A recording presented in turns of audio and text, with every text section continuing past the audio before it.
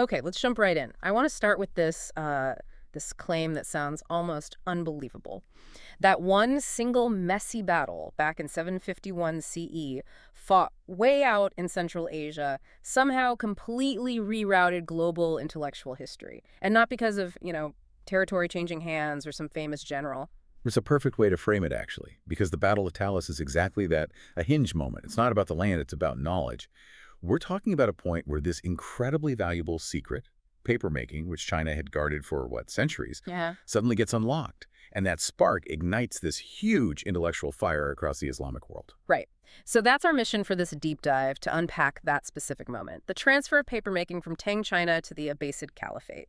And we want to trace how this one material, just paper, basically made the Islamic Golden Age possible, logistically, economically possible, and then follow that thread as it eventually lays the groundwork for the European Renaissance much later. Exactly. We need to understand why the Abbasid commanders, the winners, were seemingly more interested in capturing certain craftsmen than they were in grabbing gold or land. Why were these specific prisoners, these artisans, strategically more valuable than, typical battlefield spoils? Okay, so let's set the scene. 751 CE. The Talas River, that's modern-day Kazakhstan and Kyrgyzstan border area, right? Yeah, it's the place. And this wasn't just some minor border skirmish. This was a major clash. Two massive empires bumping up against each other. You had the Abbasid Caliphate on one side. They were relatively new, having just overthrown the Umayyads, and they were really focused internally, weren't they, on culture, learning, trade, unifying this vast territory. Very much so. They saw knowledge, scholarship as a source of power, a way to administer their empire effectively. They were building something big. And facing them, the Tang dynasty.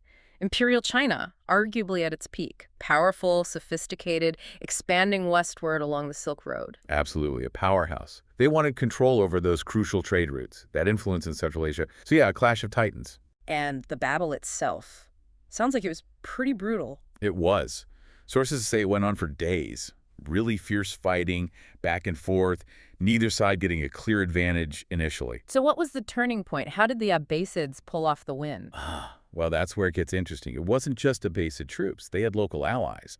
And critically, among them were the Karluk Turks. Now, the Karluks had initially sided with the Tang Chinese. But mid-battle, they switched sides. They betrayed the Tang right in the middle of the fight. Exactly. And that seems to have been the decisive factor. It just shattered the Tang lines, led to a rout. A major defeat for the Chinese, a huge victory for the Abbasids, securing their influence in the region. Okay, victory secured. But now we get to the really crucial part of the story, the aftermath. The Abbasids are rounding up prisoners. Right. And this is where the strategic insight comes in. They realize the real prize isn't the captured weapons or high-ranking officers they can ransom. It's the non-combatants, the engineers, the artisans mixed in with the army, specifically the papermakers. Which brings us back to that question, why them? Why were they so important? You have to grasp how vital papermaking was to China. Like you said, guarded for centuries. It wasn't just for writing poetry, it was the engine of the state. Their huge bureaucracy, record-keeping, taxes, communication across vast distances, it all ran on paper. Losing the secret was like losing a strategic weapon. And these captured craftsmen knew the whole process, how to take, what was it, mulberry bark? Mulberry bark, yeah, but also things like old rags, hemp fibers, even fishing nets, humble stuff. But they knew the complex process. Pulping it down, treating it, pressing it into these smooth, durable sheets. It was advanced technology for the time. So the Abbasid commanders, or maybe their advisors, saw this. They didn't just see defeated enemies. No, they saw an opportunity, an incredible one. They understood they'd captured the blueprints, or rather, the living blueprints, for mass information technology. These weren't slaves for manual labor. They were treated, by all accounts, with respect, as intellectual assets, like capturing, the enemy's top scientists today. That decision changes everything. It's not just plunder, it's technology transfer. And where did they take these valuable captives? Westward.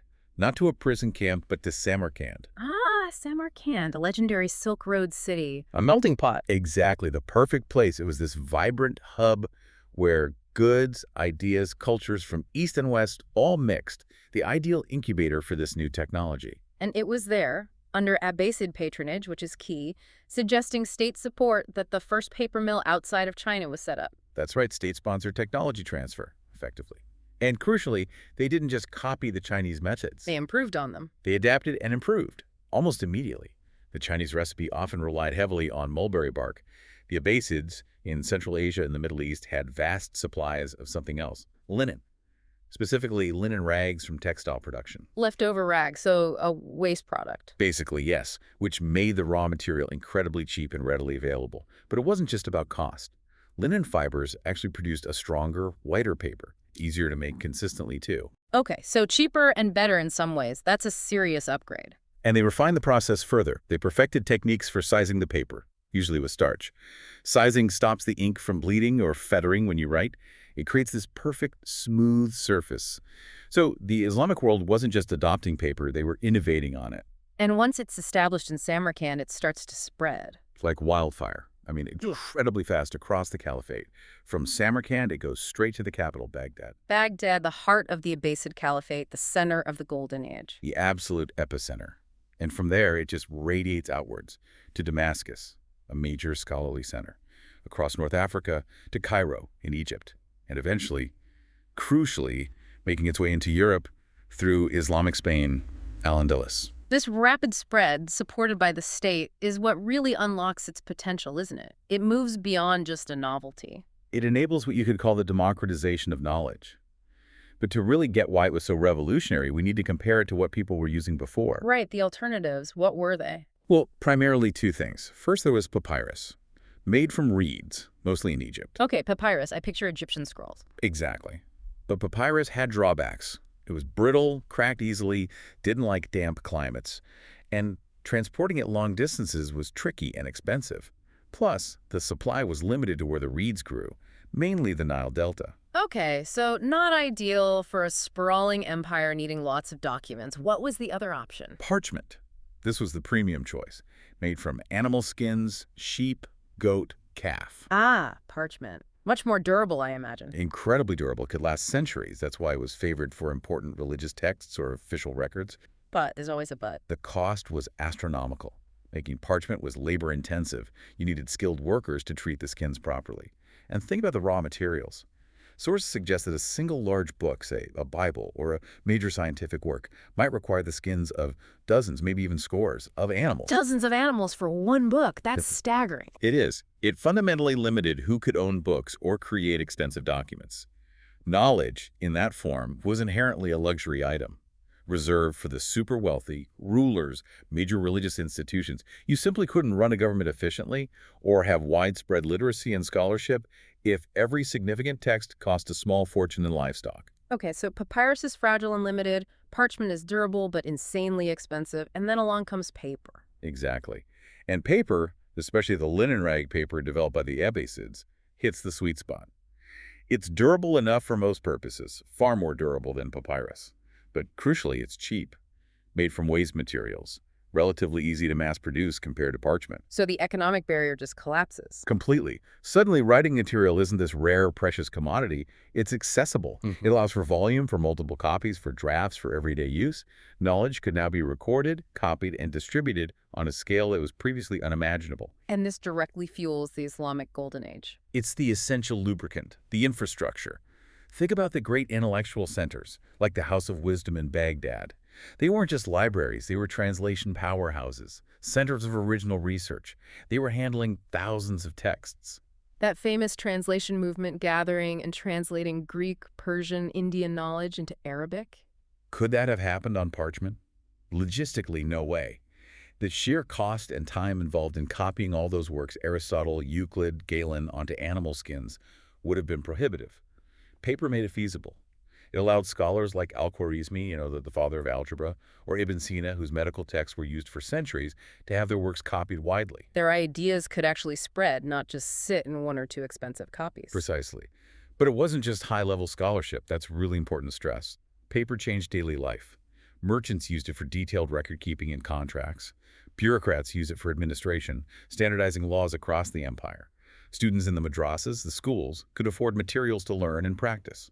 Poets, musicians, ordinary people could write things down. So it permeated society at all levels, a fundamental shift in how information flowed. A universal tool. It optimized everything related to information. Okay, so paper transforms the Islamic world, but the story doesn't end there. It keeps moving west. That's the next crucial step. Through Islamic territories in Sicily, and most importantly, Spain, Al-Andalus paper technology enters Christian Europe. Was it immediately adopted there? Or was Hmm. there resistance? Oh, there was definite resistance. It took time. Europeans, especially for important documents or religious texts, really valued parchment. It had tradition, perceived permanence. Early paper, especially if not well made, was seen as flimsy, maybe even infidel technology by some. There was skepticism about its durability. This cheap stuff won't last like our sheepskins. Something like that, yeah. For decades, maybe centuries in some places, official decrees or important Bibles would still be commissioned on parchment. Status and tradition died hard. But eventually paper wins out. The economics were just undeniable. Paper was so much cheaper and easier to work with. As the quality improved, the advantages became overwhelming. We start seeing the first paper mills established in Europe, based on the Islamic model, around the 11th century. Zativa in Spain is often cited as one of the earliest centers, And from Spain, it spreads northwards across Europe. slowly but surely. Italy becomes another major center. The technology gradually diffuses across the continent, creating this new infrastructure for information. So connecting the dots, this long journey, starting with captured craftsmen at Talas in 751. Leads directly to the conditions necessary for the European Renaissance centuries later. Think about Gutenberg and the printing press in the 15th century. Right. The printing press needed something to print on. Exactly. Gutenberg's brilliant invention would have been almost useless, or at least confined to printing luxury items for the very rich, if the only option was parchment. Can you imagine the cost of printing hundreds of copies of a book on animal skins? Cheap, plentiful paper, a direct technological descendant of the knowledge transferred at Talas and refined in the Islamic world, was absolutely essential for the printing revolution and the explosion of literacy and learning that followed. Wow. So when you pull back and look at the whole sweep of history, that single battle really was a profound turning point. It truly was. Far more than just a military encounter. It was the moment a key technology, the technology of mass information, crossed civilizational boundaries. And it was unlocked not just by force, but by recognizing the immense value of knowledge, of human expertise. The real treasure wasn't gold or territory, it was the know-how held by those papermakers. That was the strategic prize, the ability to replicate knowledge cheaply and efficiently. It leaves you thinking, doesn't it? About today. Absolutely. It makes you reflect on what constitutes real strategic value now. We talk about cybersecurity, protecting intellectual property, battles over semiconductor technology. The story of Talas is this powerful reminder that sometimes the most world-changing shifts don't come from conquering land, but from acquiring, or sometimes accidentally stumbling upon, a crucial piece of knowledge or a specific skill set held by just a few people. Like those papermakers turning rags and bark into the foundation for centuries of learning. What seemingly mundane process today might hold that kind of power for the future? That's the provocative question, isn't it? What simple material or process, if unlocked or transferred unexpectedly, could reshape our world in ways we can't yet imagine? It makes you look at things like AI training data, or maybe even biomanufacturing techniques, in a slightly different light. The potential is always there.